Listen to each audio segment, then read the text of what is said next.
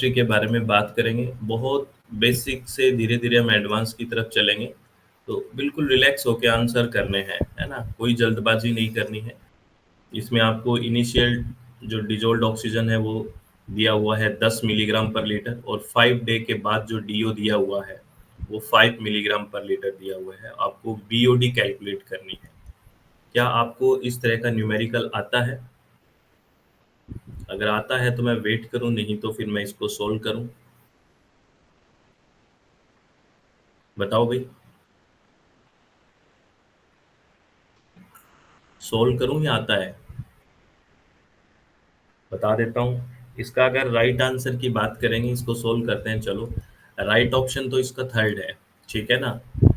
71.4 milligram per litre है।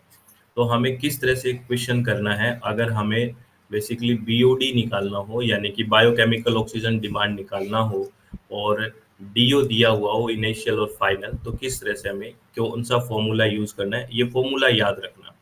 बिल्कुल easy formula है। अगर आप बीओडी निकालना चाहते हो तो डीओ इनिशियल जो दिया हुआ है उससे आप माइनस करोगे डीओ जो फाइनल दिया हुआ है, डिवाइडेड बाय पी। और यहाँ पे पी क्या है? पी है जो वॉल्यूम दिया हुआ है वेस्ट वाटर का, और उसको डिवाइड करोगे volume of waste water plus dilution water. इनको अगर आप डिवाइड कर दोगे तो आपको पी की वैल्यू आ जाएगी। और क्वेश्चन में वॉल्यूम ऑफ वेस्ट वाटर हमें 21 दिया हुआ है और volume of waste water plus dilution water 300 दिया हुआ है। तो हमारे पास पी की वैल्यू 0.07 आ गई। मैं अगर आपको क्वेश्चन दिखा देता हूँ तो देखिए, वेस्ट वाटर सैंपल दिया हुआ है ना 21 ml, है ना, और डाइल्यूटेड दिया हुआ है 300। तो इस वैल्यू से हमने क्या निकाल लिया? पी निकाल लिया। तो पी की वैल्यू हमारे पास 0.07 आ गई। अब इस फॉर्मूले में पुट कर देंगे तो B O D equal to क्या आ जाएगा? जो इनिशियल हमारे पास 10 है, फाइनल 5 है, 10 माइनस 5 अपॉन 0.07, और इसको सोल्व करेंगे तो हमारे पास ये वैल्यू आ जाएगी। तो बेसिकली याद रखना है, जब हमें बीओडी निकालना हो, डीओ इनिशियल और फाइनल दिया हो, तो इनिशियल से माइनस करेंगे फाइनल अपॉन पी। और पी कैसे निकालेंगे? वेस्ट वाटर का वॉल्यूम और volume of waste water plus dilution water. तो ये आपको ध्यान रखना है। तो ये ध्यान रखोगे फॉर्मूला? बताओ भी, ध्यान रखोगे? लिख लोगे फॉर्मूला आज? चलो एक पेज पे लिख के रखो, है ना? तो ऑल द वेरी बेस्ट। चलो नेक्स्ट क्वेश्चन के बारे में बात करते हैं हम। नेक्स्ट क्वेश्चन आपको दिया हुआ है मैच करने का। यहाँ पे वाटर क्वालिटी पैरामीटर्स हैं और आप कौन से केमिकल्स या रिएजेंट यूज करते हैं एनालिसिस में, ये आपको मैच करना है। तो मैच करिए, ऑल द वेरी बेस्ट।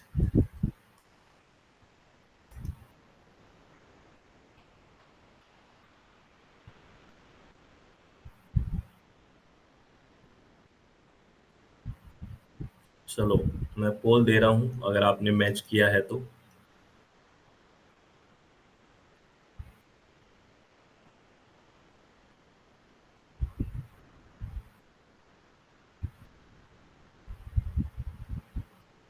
बिल्कुल ठीक है। इसका राइट ऑप्शन कौन सा हो गया? Second is the right option. Second हो गया वो, राइट ऑप्शन हो गया। बेसिकली ये इस क्वेश्चन को क्या है, इसमें मैच करना है। इसका सेकंड ऑप्शन राइट हो गया, यानी कि आयरन है। वो क्या है? बेसिकली यूज करते हैं केमिकल ये, है ना? अ, और डीओ के लिए यूज करते हैं, यहाँ पे 4 आ जाएगा। और कैल्शियम के लिए यूज करते हैं यहाँ पे, और सल्फेट के लिए ये आ जाएगा। ये तो देखो केमिकल या रिएजेंट अगर आपको पता है यूज होते हैं तो ही आप कर सकते हो, है ना, पता हो तो। आप क्या कह रहे थे? पहला क्वेश्चन दिखाना है क्या दोबारा से? आराध्या मैम, अच्छा मैं पहला क्वेश्चन आपको दोबारा दिखा देता हूँ। पहला क्वेश्चन ये आपको पूछा था बीओडी वाला ही ना, यही क्वेश्चन?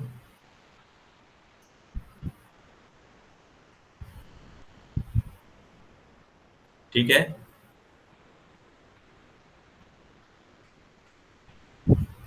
देख लिया क्या? आगे चलें for the next question.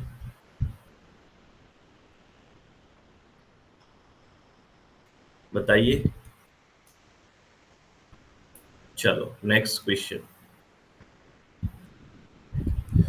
Next question क्या कहता है उसके भी सुन लो भाई। नेक्स्ट क्वेश्चन कह रहा है, ये बिल्कुल वैसे कोई डिफिकल्ट नहीं है, इजी सा क्वेश्चन है और ये प्रैक्टिकली भी आप देखते हो। When a bottle of fully packed water in plastic bottle is fully frozen then well opening क्या होगा बताइए।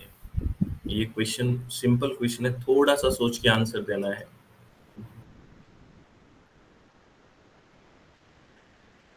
Fully packed water in A plastic bottle is fully frozen, ध्यान से पढ़ना। देन वेल ओपनिंग क्या होगा। बोल दे रहा हूँ, ऑल द वेरी बेस्ट। ये तो आप घर पे भी देखते होंगे अगर इस तरह की कंडीशन आती है तो।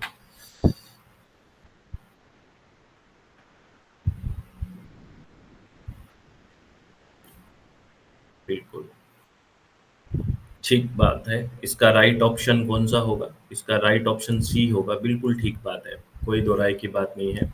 क्योंकि बेसिकली क्या होगा, वॉल्यूम बढ़ेगा है ना। Due to increase volume inside the plastic bottle the bottle cracks, है ना। क्योंकि वॉल्यूम बढ़ता है उसका ना, आइस का केज लाइक स्ट्रक्चर होती है, तो बढ़ने से बॉटल क्रैक हो जाएगा। तो C option is the right option. Next question. ये एज पर I S 2296/1982 which category of surface water can be used as drinking water source without conventional treatment but after infection। ये category हम पढ़ते हैं basically. अगर नहीं पढ़ी है तो मैं आज बताऊंगा भी कैटेगरी। पहले आपने पढ़ी है तो इस क्वेश्चन का आंसर करें कि कौन सी कैटेगरी को आप without conventional treatment but after disinfection as a drinking water use करते हो, है ना। तो कौन सी कैटेगरी में रखोगे उसको। मैं पोल दे रहा हूँ, ऑल द वेरी बेस्ट।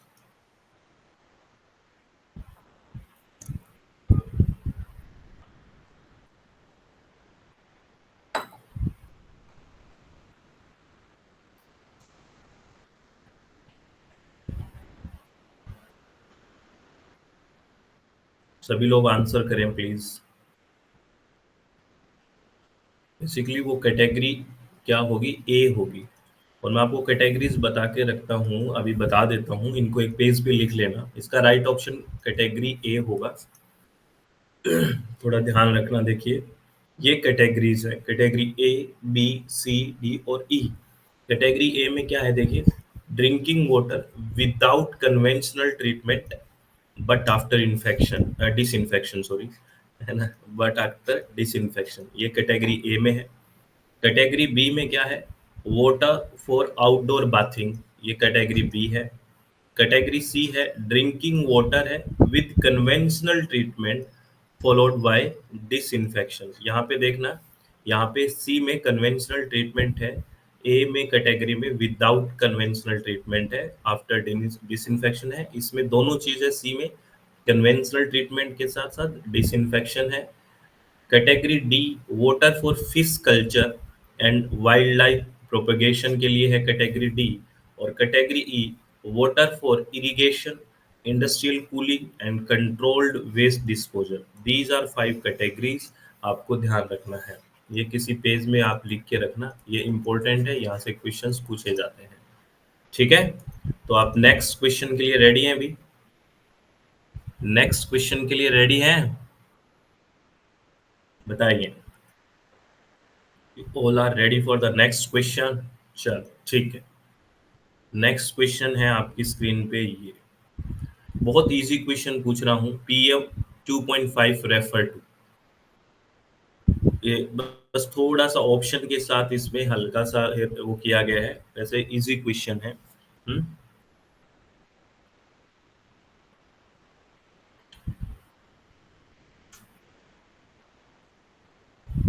चलो बोल दे रहा हूँ, all the very best.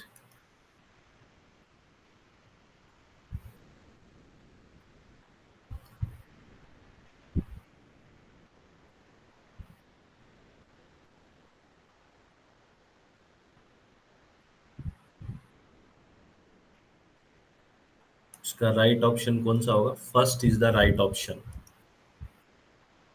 Particulate matter का साइज है लेस देन और मास, ठीक है। तो क्या है, mass of particle of size less than 2.5 micrometre, PM 2.5 refer ये करता है। Number of particle of size less than नहीं, mass of particles of size less than 2.5 micrometre. Important है ये थोड़ा सा, मैं आपको कह रहा था कि यहाँ पे थोड़ा कंफ्यूजन ऑप्शंस में है, तो ये ध्यान रखना। पीएम 2.5 और पीएम 10 पढ़ते रहते हैं, लेकिन इस बात पे हम गौर नहीं करते हैं, है ना। तो ध्यान रखें इसको। चलो next question, all the very best for the next question. Next है water prevention and control pollution act 1974। ये ईयर भी पूछ लेते हैं इस एक्ट का सीधा सीधा। Industrials are allowed to release waste in inland water having BOD level. Inland water कितना परमिशन है, कितना बीओडी तक परमिशन है, आपसे ये पूछा है इनलैंड के लिए। तो ऑल द वेरी बेस्ट। अगर आपको ये पता है तो आप कर दोगे, नहीं तो नहीं कर पाओगे, इसमें कोई कंसेप्ट नहीं है। अगर वैल्यू पता है तो कितनी होनी चाहिए,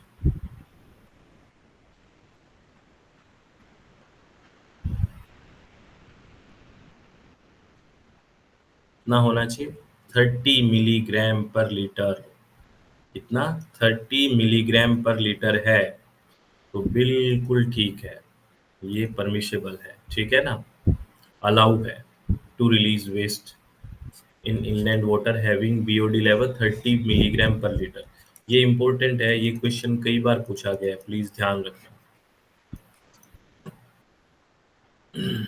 नेक्स्ट क्वेश्चन है, ये केपी और केसी का हम रिलेशन पढ़ते हैं, उससे एक न्यूमेरिकल लिया हुआ है।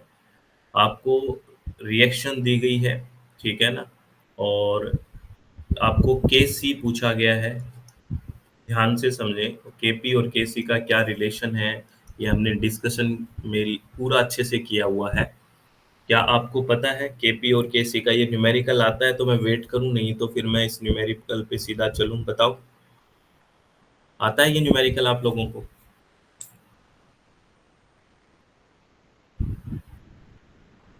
कुछ बताओ भाई, यस और नो, आता है या मैं करूं? आता है?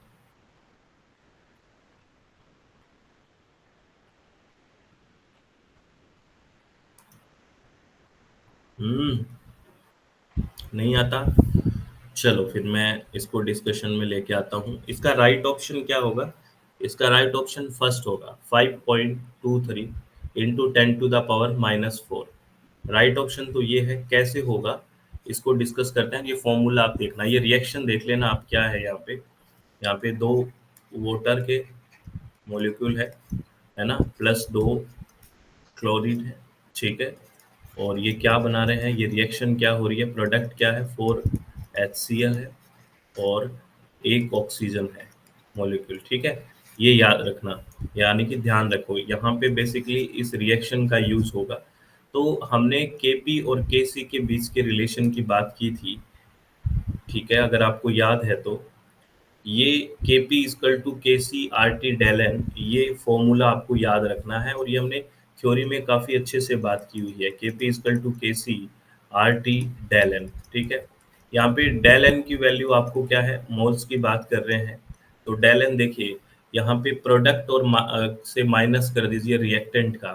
तो अगर इस क्वेश्चन में देखोगे तो प्रोडक्ट प्रोडक्ट के कितने मॉलिक्यूल हैं, 4 और एक 5, ये किसका है, 5 है। और यहाँ पे रिएक्टेंट के कितने हैं, 2 और 2 4 है, तो -4, यानी कि डेल एन की वैल्यू 1 आ गई, ठीक है। डेल्टा एन की वैल्यू कितनी आ गई है, 1 आ गई है। चलो अब आगे की क्या बातें करनी है, देखो। डेल्टा एन की वैल्यू तो हमारे पास 1 आ गई, और केपी आपको दिया हुआ है 0.03, अगर उसमें आप देखोगे तो देख लो, ठीक है ना। देखो केपी, देखो the value of KP for the reaction is 0.03, value KP की दी हुई है। और यहाँ पे आपको डिग्री सेल्सियस में टेम्परेचर दिया हुआ है, तो ये 4 डिग्री सेल्सियस में टेम्परेचर है, तो इसको किस में बदलोगे आप, इसको केल्विन में बदलोगे, तो +273 करोगे, तो ये 700 हो गया, ठीक है ना। तो बस सारी वैल्यूज आ गई है हमारे पास, करिए इसको, क्वेश्चन को, सारी वैल्यू आ गई। तो केपी की वैल्यू है, टेम्परेचर की वैल्यू है, और आर पता है आपको, कांस्टेंट है, ये मैंने आपको पहले ही बताया। तो 0.0 0.82 इसकी वैल्यू है, तो रख दो वैल्यू। केपी की क्योंकि केपी की वैल्यू क्या है हमारे पास 0.03 है, रखा मैंने। केसी हमें निकालना है, आर की वैल्यू 0.082 है, और टेम्परेचर हमारे पास है, ठीक है ना, टेम्परेचर 700 है, और डेल एन की वैल्यू 1 है। तो बस आ गया। अगर हम केसी को लेके आएंगे इधर, क्योंकि यहाँ पे क्या आ जाएगा 0.03 अपॉन 0.082 इंटू 700 आ जाएगा। और जैसे ही हम इसको सोल्व करेंगे तो क्या आ जाएगा हमारे पास, ये आ जाएगा 5.23 इंटू 10⁻⁴। बेसिकली आप यहाँ पे फॉर्मूला इंपॉर्टेंट है, के P equal to K C R T del N, और आपको पता होना चाहिए डेल एन कैसे निकालना है। टेम्परेचर की वैल्यू केल्विन में रखनी है, बाकी सब वैल्यूज का खेल है, ठीक है, पुट करने का। तो समझ में आ गया ये? बताओ भाई, समझ में आ गया क्या?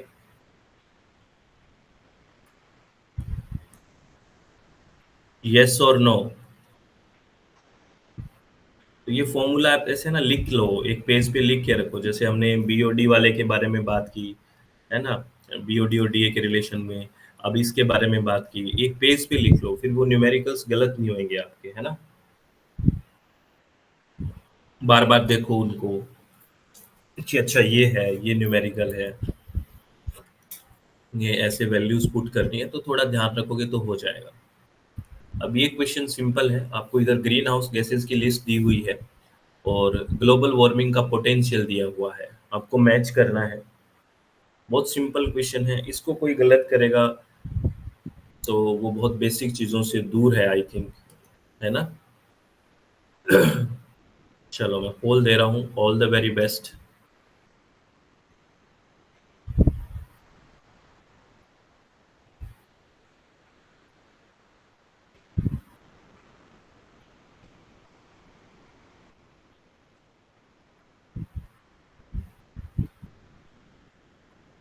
अब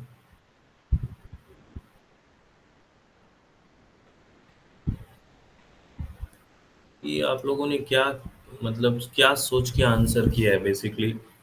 हमने पोटेंशियल की बात करी है और इतने अच्छे से बात की है कि पोटेंशियल में कार्बन डाइऑक्साइड का पोटेंशियल हम एक मान के चलते हैं रेफरेंस के तौर पे। ये सेपरेटली भी क्वेश्चन पूछा जाता है कि रेफरेंस के तौर पे किसका हम पोटेंशियल 1 मानते हैं, कार्बन डाइऑक्साइड का। ये बात पोटेंशियल की हो रही है, कंट्रीब्यूशन की नहीं हो रही है। पोटेंशियल सबसे कम कार्बन डाइऑक्साइड का मानते हैं 1, कंट्रीब्यूशन सबसे ज़्यादा है।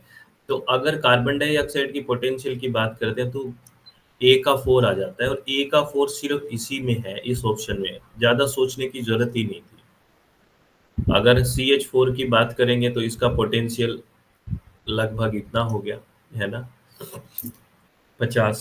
अगर N2O की बात करें तो ये हो गया 280। अगर इनमें सबसे ज़्यादा की बात करें CH3CCl3, 360 हो गया। तो एक से ही हो रहा था, आपने पता नहीं ये क्यों ऑप्शन गलत किया है। और आपसे एक बार अलग भी पूछा गया, ग्रीन हाउस गैस कौन सी है, जैसे नॉक्स बहुत सारे हम बात करते हैं तो N2O ग्रीन हाउस गैस है, ये भी आप ध्यान रखना, ये सेपरेटली अलग से क्वेश्चन पूछते हैं।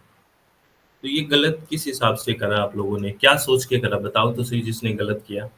ये बात तो बहुत, मतलब बेसिक सी बात है, और कई बार हम करते हैं, नॉर्मली करते रहता हूँ मैं ये बात।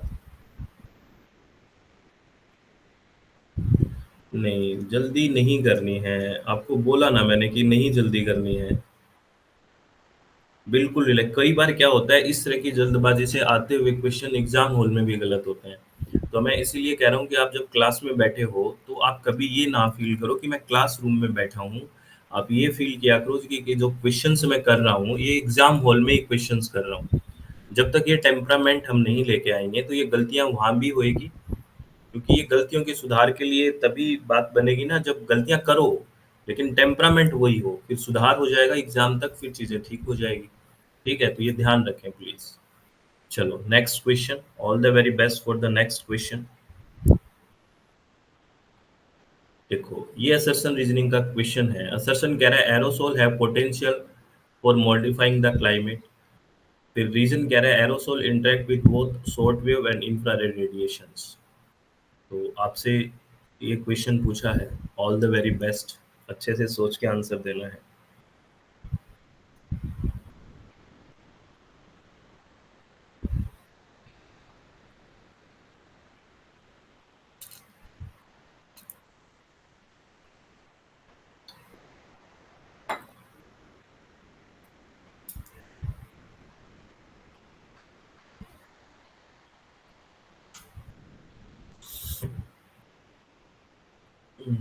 इसका राइट ऑप्शन ए ही हो जाएगा।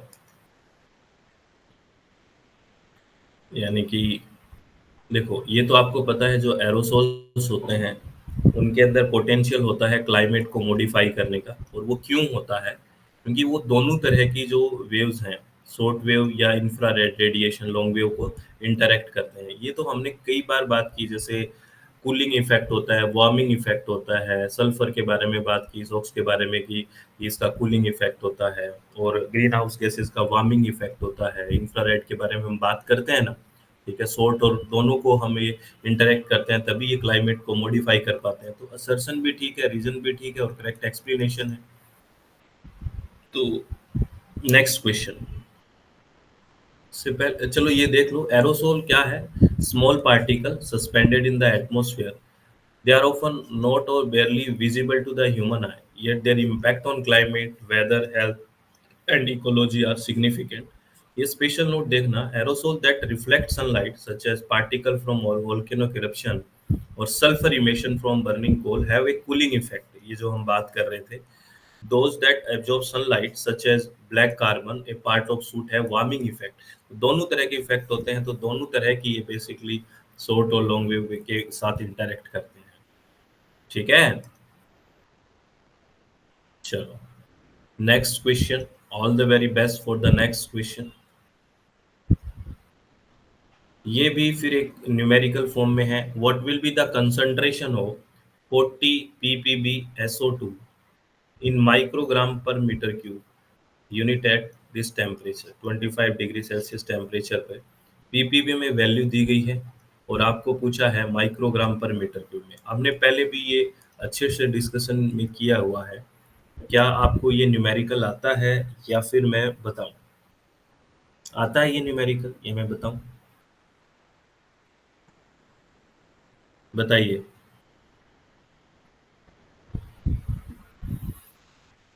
यस और नो?